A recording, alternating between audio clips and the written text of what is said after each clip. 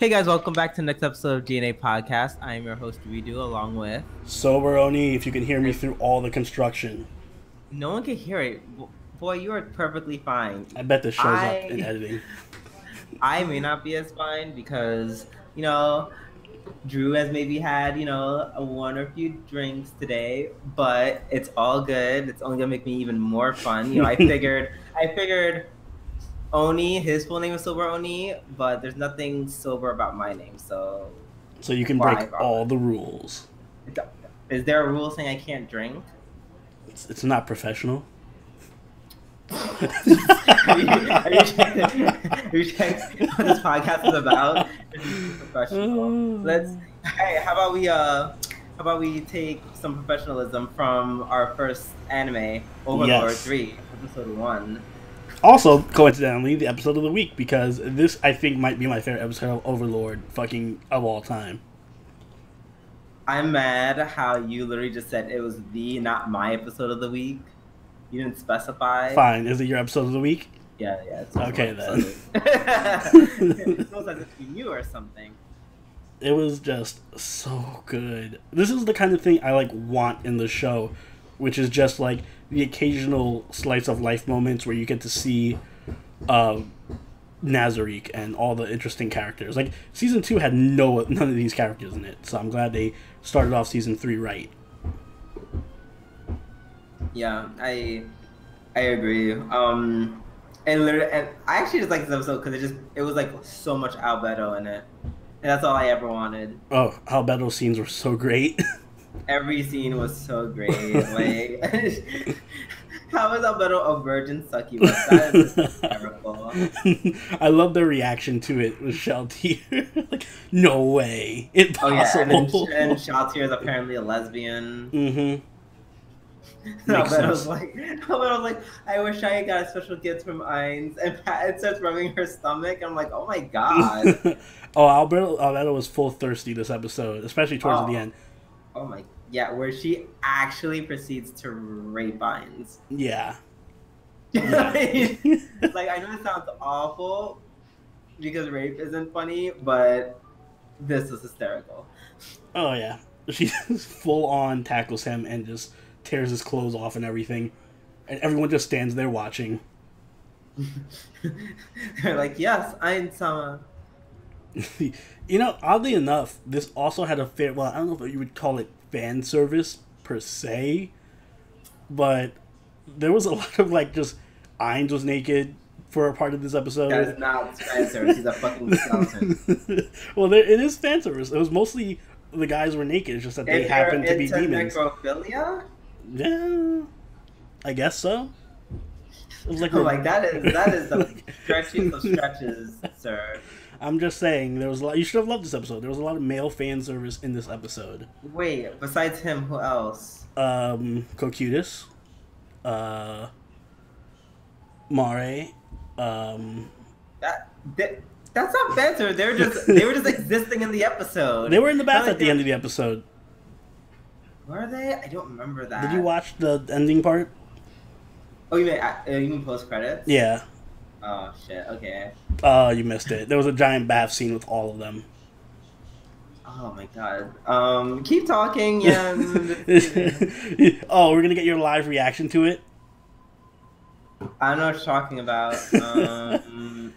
Anyway, on the list of things I also appreciated about this episode, the comedy was there. Characters I care about. Not the lizard people were in it, so that was shout out to the lizard people making a return. Yeah, I know you love them so much. They're so well loved in the community.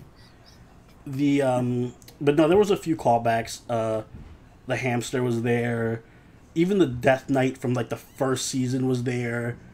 So I did love the fact that there's still continuity. I love the fact that the maids got some time. Even the other battle maids with I forget her name, the werewolf girl and the robot. So I don't know, just a ton of things to like about this episode, and I'm hoping I'm doing a good job of buying time for Drew to do his homework. Listen, it's fine. You can talk. One thing I did like that I didn't know. I'm not sure if they made it known in like the other 2 seasons, but like I didn't know that Made was a trap. Oh yeah, they briefly like touched on it. I think in the first season, they Yeah, basically just say probably. that their master like to make them wear basically the other sex's clothes. I mean, I get right, right. I remember that. Um, ex- okay, so oh God, Albedo again. Yeah, that was another good Albedo moments at the end of the episode. Okay, yeah. All I literally had was is Kokyu. No, Demiurge. Demiurge is the only fan service the part of it. Other than that, it's just like a little boy, a monster thing, and a skeleton. Fan service. Okay, moving on to speaking of fan service, Oh, Isekai Mao, the fan service show episode of the year.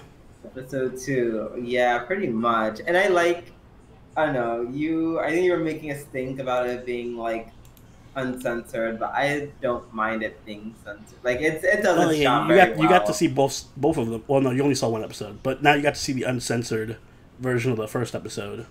Oh, So yeah, well, never mind. I mean the censor is not. It's not it is egregious, but the show It's itself is not censored. egregious. Oh my There's gosh, no shut nipples in up. the show. Oh my Actually, god, shut I up. have you seen the screenshots of the censored version versus the There's just shadows and light like fucking everywhere. It's annoying to deal with. But the show itself is not like it's fan servicey, but it's not. This is the type of fan service I appreciate because it's smart fan service. It's not It's like very well done. yeah, it's not just like as opposed to I love High School DxD, but the fan service in Yeah, High School DxD is literally like let's get naked and show our yeah, nipples and try to fuck me, and try to please. fuck the main character. This one is slightly more intellectual. Like it's there's actual setup for the fan service.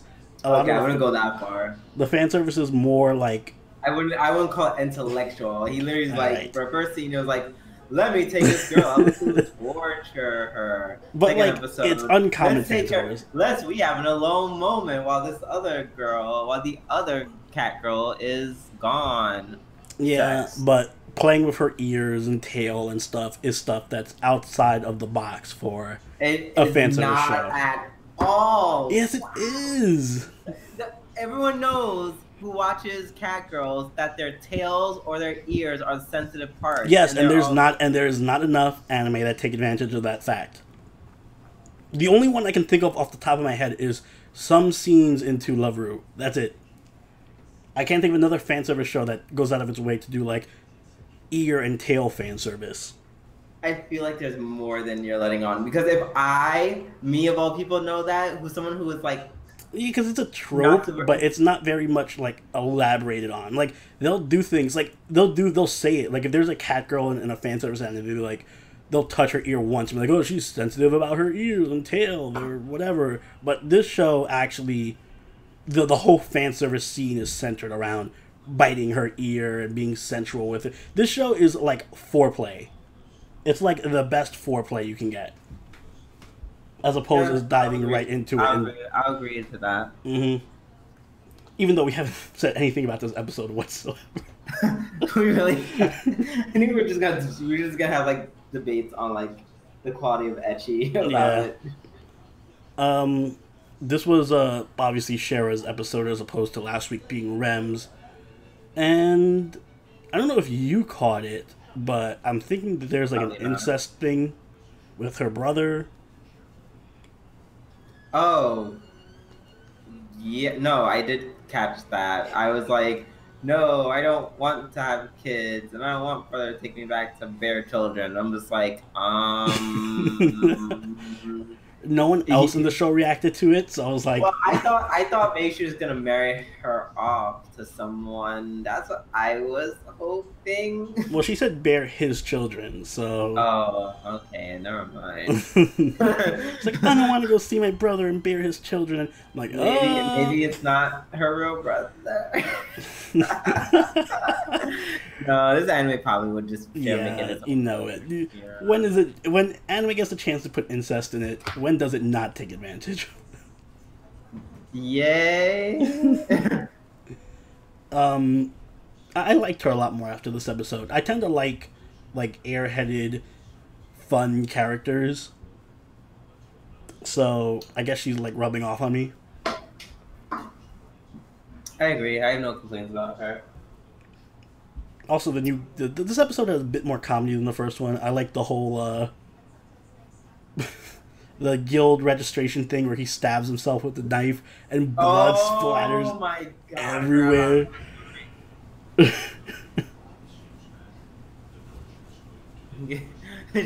He just puts the seal down and just splashes on the girl's face. Yeah. She's like, okay. Poor girl was like freaked out for the whole thing. But she couldn't like, she didn't like react. She was just like, oh, this is happening. And the contract had blood on it for the rest of the episode. Every time they looked at it, like the guild master came in and was like holding it, there was still blood all over it. Yeah. How do you cut too deep? That was fun. Only it also played on my expectations because I was thinking like he's gonna grab the knife and he's gonna be super OP, so like the knife is gonna break or whatever, trying to cut his skin, and it was just the complete opposite. Yeah, basically. So that was good. Good comedy, good fan service. I love this show. This is the fun show. This is like the Blend S of the season for me. No. All right. I instant disagree. It's way too ecchi. So what? It's fun. It's fun and reliably good so far. I wouldn't go that far. To call it the Blend S? Not yet. Not yet. It has to prove itself. It's just very ecchi. That doesn't make it Blend S. It's fun. When I mean Blend S of the season, I just mean it's like the fun show of the season that I can watch and have a good time watching. For me, all the time. For me, what I would consider Blend S material potentially is actually our next episode, Chio-chan no Tsugakuro. Yeah, but it's inconsistent. Like this episode was way better. Consistent after 2 episodes. Shut it up. was well. I can say that if the first episode was man, the second episode was really, really good. Okay, but then you can start getting a feel for maybe like 3, maybe 4 episodes, and you can't say it's inconsistent 2 episodes. And you know how you said that about anime all before? all the episodes literally, and you end up loving it because yeah, literally I might love it, but the fact is, every single episode of Blend S was wholesome and fun and lovable. So it's already broken the pattern by having. Isekai is not an anime I would call wholesome, but anyway. It's wholesome and fun and loving. I'm just saying. Either way, this was a great episode. This was a fantastic episode. I love, like it was just so funny. Chio-chan and her friend. I want to call her Manana, but I think it's like Manana. It's Manana. Can you call her Manana? Yeah, we're calling her Manana. I didn't realize it was spelled the same. It is.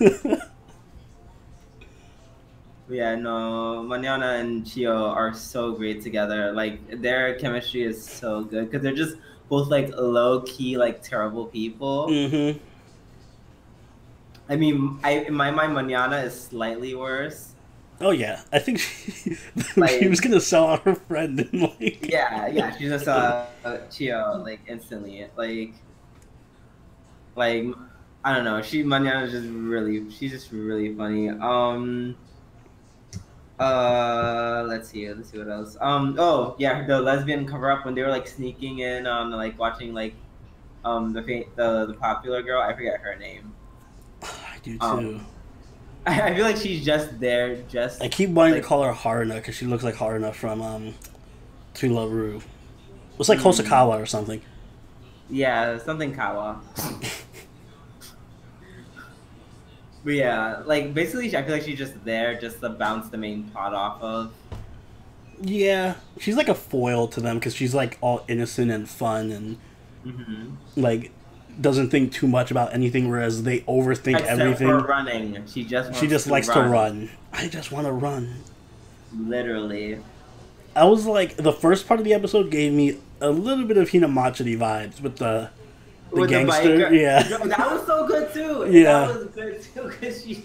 Everything is so over the top. Like, this is fun. This was really fun because it was over the top like I was expecting the first episode to be, where it's like, oh, how do I get out of this situation? I know. I'll set a fire behind me and, like, sit on top of his bike and pretend I'm some kind of, like, super gangster. I love the beginning of the episode. She's like, "Oh, I was gonna sleep like an old person," and he's like, "Oh, well, what did you just call me?" Google Translate, cunt. I was so. I feel like that was like a low key hysterical moment. Yes. uh,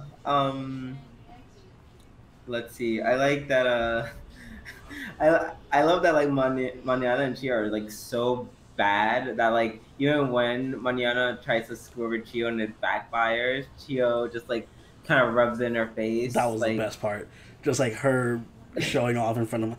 Oh, are you a normal person? What happened? What's wrong? Like, oh, you're too pretty for us normal people. Oh God, you're so popular now. Like, oh, that was so good. And the way that they broke down like the dynamics of like, you know, the popular kids and like how to get to them, and like that just felt so. That literally felt so high school. Yeah. But they did it in such like a funny way. Like I loved it. Oh, this is such a like if they have episodes like that all the time, this is gonna be. That's why I said this is gonna be my blendest of the season at least. We shall see. If it keeps up this quality, I think it'll be probably my favorite comedy of the season. It was. Oh, this episode was so good. I hope it keeps the quality. I really do. Yeah, me too. Speaking of keeping up with quality, let us move on to our next show, which is Persona. It's Hero Academia. Yep. There we go. Thank God. That transition works now. So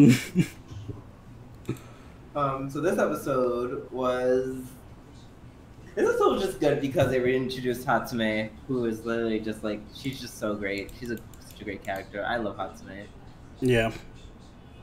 Like she literally like when she came back and I knew that she was gonna take over the entire scene, which she normally does. Yeah, I like her character. I actually forgot she was a character until just this episode started.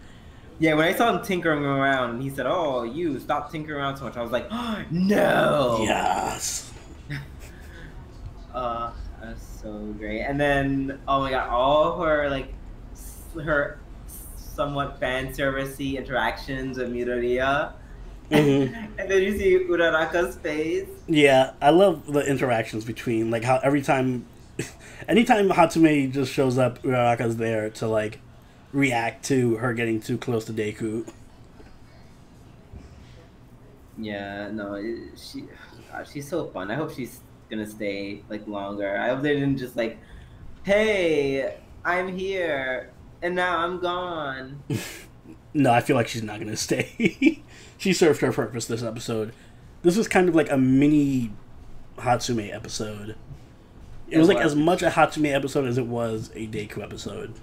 Also, like every time I see Power Loader, like the guy who like makes the costumes, I'm like, whoa, this is a really weird episode of Digimon, huh? He does look like a Digimon. Actually, I like him though. I like his costume, his quote unquote costume. Yeah, he looks like a Digimon. Of course. Yeah. Cool. And then am I the one who thought it was a little ridiculous at the end of it? He was like, "Ugh, I realize I can make my signature move a kick," and I'm like, "You just realized that?" Like, yeah, that was kind of like. That was pretty. That's like some Naruto shit. Like Naruto would be dumb enough to not realize. It was a bit anticlimactic. Like I have to separate myself from All Might. I know he punches everybody. I'll just kick everybody. I'm like, that feels a little too simplified. Yeah, that's some Naruto stupid shit. Where Naruto's like too dumb to know anything, and he needs like 2 episodes to literally put shit together. And it's like every other person who had their final moves actually thought outside the box. Like the crow guy was like, I'm gonna use my shadow as armor and cover myself with. Like that's cool. Even Bakugo was like, I'm gonna fucking channel my fire through my palm of my hand so it comes out like a beam of energy. I'm like, oh, that's dope. What's Deku gonna do? He's just gonna kick. Yeah.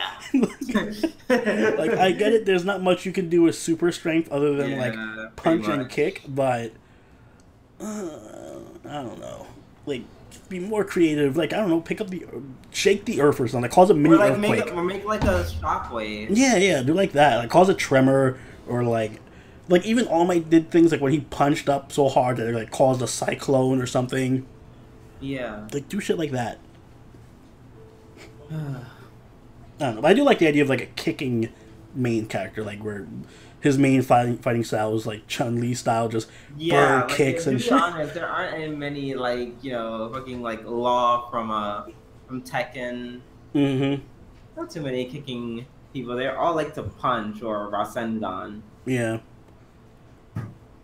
Yeah, How much when it doesn't matter. He's still gonna go back to punching everything. maybe I give it till next season.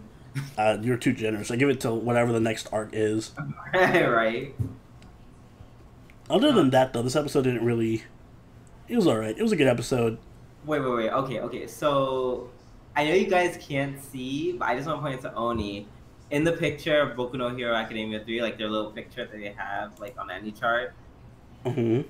doesn't that look like Midoriya is like putting his hand on Oh my god, it the other guy's does. face? Yeah, yeah, it does. I wonder if that's intentional.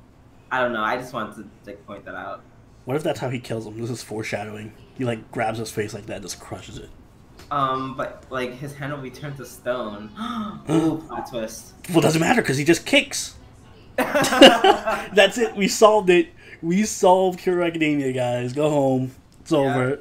That's how we win. We just kick shit. Also, by the way, the new opening was out, and at the end of the new opening, you see them all lined up, and Invisible Girl is in front, which makes me think she's gonna do something. Yep.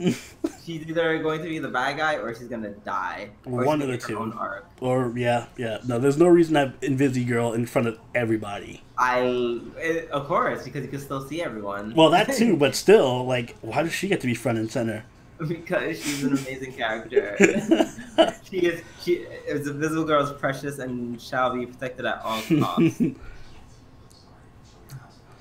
All right, let us move on to last show of the week, as always, Persona 5, episode 15. I was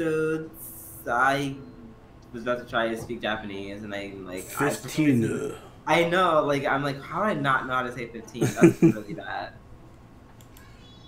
Moving on with the main plot. Yeah, yep, they sure are. I don't know why. Oh god, what's the hackers that we have here? Majed? No, like the real life hackers, like in America. 4chan? No. Anonymous? Like what? Yes. Yeah. So basically, anonymous attacks. Yeah. Anonymous attacks. The Phantom Thieves. And they also enjoy Fate Go because they use Nidocris as their avatar. Yes, their avatar. I hope I get hacked by Nidocris. I love how like at every fucking turn, Ryuji is literally openly talking about them being Phantom Thieves. Literally, almost every episode. Yo, they'll be like out in the middle of the street with like cops around them, and Ryuji be like, "So, where we're gonna do our Phantom Thieves meetup, guys?" Whoa, that's so great. We took out Kaneshiro. Who's our next target? Whose heart are we gonna take next? I'm waiting for his shirt to just read out like, "I'm a Phantom Thief," and like have a picture of him with his mask on. Have a picture of him of his persona. Yeah. Oh my god, like literally, he's so dumb. That's why I love him though. Mm-hmm. I'm like this close. I'm probably gonna do it. I'm probably gonna like look up some MC Ryuji fan fiction. I want to read it now. I feel like the setup is like it's not hard to set up that period. I know exactly. There's gonna be tons of it. I can't wait. Because I feel like compared to like Persona 4, like like the best friend main character. I forgot who the best friend was in Persona 4. Somewhat more affectionate. Who was your best friend in Persona 4? I forget what his name was. All I remember is Kanji. Oh no, I remember him. It was he had like blonde hair or something. No, he doesn't. Did he? He's a brunette. Whatever, same thing. He's brunette, and his persona had headphones. You know what? He like just vanished from my mind. Is I remember every other Yosuke? Persona 4 character. Yosuke? I think it might be. He He really had no presence because I remember every other Persona 4 character like clear as day, and this guy's just gone from my memory. Yeah, word. I agree. Like he was the least memorable. I don't know why, but oh, it's Yusuke. No, it's Yosuke. It's definitely Yosuke. Okay. What? Now I know. Shh. I'm trying to stop one more time. But yeah, and then when you thought the MedJet thing wasn't bad enough, then someone called fucking Alibaba starts fucking shit up. Like, okay, so you have 2 hackers now, and Double within hack. like 24 hours. Great. And then Alibaba was like, "Hey, can you steal a heart?" And then they're like, "You don't know how this works." And he's like, "We actually have to know which heart to." First of all, isn't that common sense? Like, you have to actually know which heart to steal. Like, it's like they're not psychic. Well, I mean, if you don't know anything about how they're doing it. But wouldn't you, if you're trying, like, for example, if you're trying to send out a hit on how to kill, on like, I want someone dead, wouldn't you give the name? Isn't that just not common sense? I guess you could. There's no reason not to. Exactly. Like, I view it as like in this if case, people were contacting Light about the Death Note and they're like, I want to kill this person or something like that. I don't know. Like, what are the rules for the Death Note versus the rules for changing someone's heart in Persona 5? You need the name for both. Yeah. Like, But I'm just saying, like, they from a actually person have to on the know who outside person looking is. in, would they be aware that you would need the name? Because they didn't know you needed a name for a Death Note for a while. I don't know. I'll give her credit. My question is, even for the Death Note, wouldn't you have to know who you're killing in order to kill them? Like, in general, regardless of, like, writing their name down or whatever? I guess. Like, cause remember, he only killed, like, prominent people. He wasn't killing, like, every random Joe. I'm also trying to think of, like, how did they approach, like, did Alibaba was just, did Alibaba mention Futaba at first, or not at all? It was just like, I want you to steal someone's heart, end of message. I forgot how Alibaba approached the main character. Because I'm pretty sure Alibaba said something like, there's somebody's heart I want you to steal, and did he not give Futaba's name at first? No, I don't think they gave a name. No, she never gave a name. When she realized that she had to give a name, I think they were like, they were like, oh, well, I have to give you a name, so bye, I think. Either way, there's hackers. Oh yeah, hackers everywhere. Anonymous wars. I love how they did the whole, oh, we shut down power to the fucking half the city just to show a demonstration of our power. Like, yeah, with our big old dicks around. Like, isn't that how it works? But okay. I'd be like, if I was the Phantom Thieves, I was like, okay, keep ruining Japan. Like, I'd be like, well, if you have the power to, shut down the power to like a major city, why do you want the Phantom Thieves? Like, can't you just, I don't know, use the power you already have to pretty much do anything you want? Yeah, like blackmail, like all of Japan. Mm-hmm. Hack into security cameras, find them yourselves. I don't like their power is way over what it needs to be for them to be concerned about the Phantom Thieves. Like at this point, they're way stronger than Phantom Thieves. Doesn't matter if I have fucking Michael or Gabriel and all the rest of the angels. you can just fuck up my normal life. Like, you win. You're actually stronger than me. Yeah. The one way to counter the Phantom Thieves and their personas, just fuck them up in real life. Literally, because they kind of can't fight back. Their guns are still pellet guns, you know. Yeah. Well, that's yeah, at great. least we're on the main track. Futaba shows up at the end, so we're finally gonna. I have a theory that it's going to. It's not gonna. It's gonna leave off before the final palace. Like we'll get up to the final palace, and then it's just gonna end the season. And then it's gonna And start a new season. either we'll get another season that's like 12 episodes, which I doubt, or it's gonna be like an OVA, or it's gonna be a movie. One of those choices. Okay. I I'd be really think fine. they'll. I think they can do it as like a movie or or like a series of OVAs. Because I there's think no I'd be. way they're gonna get through it with the pace they're I, going. I think I'd be fine with either. I'd be As long as fine they with can it. finish it. I'd be As long as cool. they finish it, that's what I care. Yeah, as long as they actually get through with all of it. Um. Oh yeah, DA bitch, bitch face. Shows up. Yeah, there's blackmailing. First of all, I didn't know they were referring to like Sakura, like the old man in the shop. I didn't realize that until like literally almost at the end. Oh yeah, the only Sakura in all of Japan. And they're like, oh, dude, you're Sakura. Like, I'm like, oh, thanks, I know who the fuck that is. Like, I don't think they. It's one of those things where I knew it because I played the game, so every time I talk to him, I see his Yeah. name on screen. But I don't remember them mentioning it very much in the anime. no, they said it not, or they called it, or they referred to him as like the old boss man. I feel like Sakura, yeah, they would like, call him Sakura like once in like maybe a handful of times though. yeah, so that's a little bit confusing for me. They don't call him by name. Is Futaba his daughter? Like, or is I don't that want like, to. yeah, that's I don't want to that's spoil okay. it.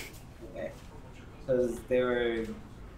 First of all, I'm like, he's a little too old to be having a daughter that young. But you know, men do whatever they do at their age. So. Maybe he's her sugar daddy. You don't know. Don't judge her. That is disgusting. Why would that image in your head horrifying? It would explain why the DA is looking for it. I mean, true that. But also Makoto doing the most, like getting scared by literally every little thing. She's like, Makoto is adorable. I thought it was like, is this actually a horror thriller now? Like, are we already in the other world? Like, she about to get killed? Are we all Yep. about to die? The おお end. きにいつもごひ It was a いき bad ending. うち嬉しいわ Alright. Anything else want to say about this episode? Nope, that's it. I think that is it. That's it.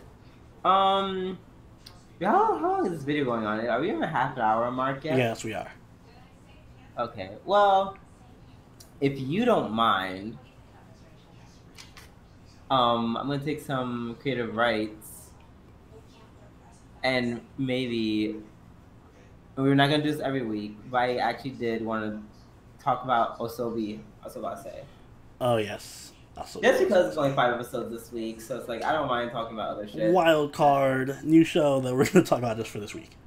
Yep. It was the first episode. Well, at least I watched the first episode. Yeah, I haven't seen the second episode. I've only seen the Second one, first I think, episode. just came out. But the show is really fun. Yeah, it's all literally just like crazy facial expressions. It was really fun though. It was. I love Olivia's. I like the fact that she's American, not really American, but like she Yeah. pretends to be American. But you know, she's my favorite girl by far. Yeah, even though I have no idea why she's pretending so hard for no reason. And I don't know, I like the girl with the glasses because they made her really cute, but also like really scary. Like she just goes back and forth like a lot.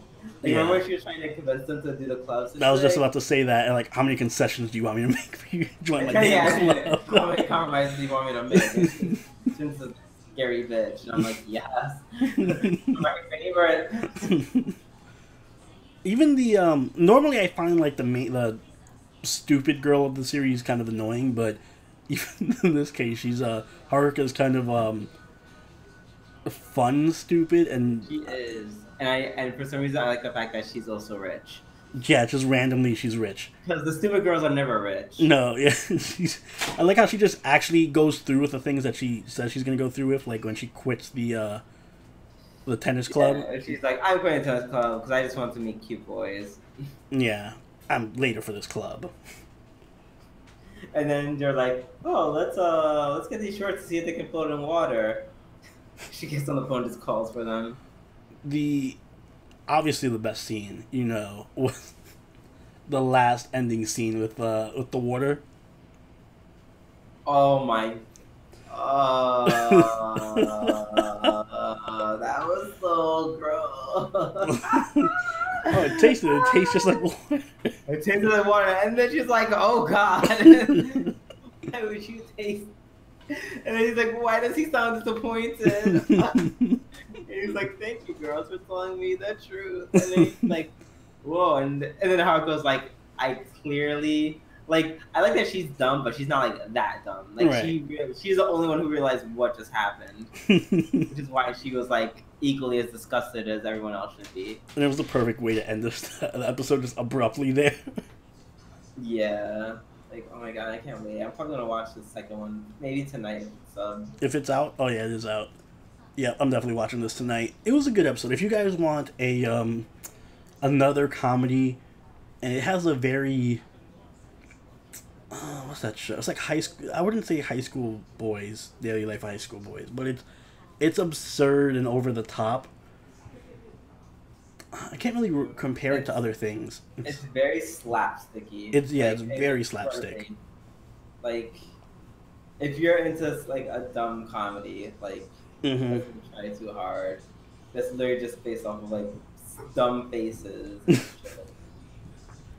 Dumb faces and stupid scenarios is one of those shows, but it's very fun, so I recommend it.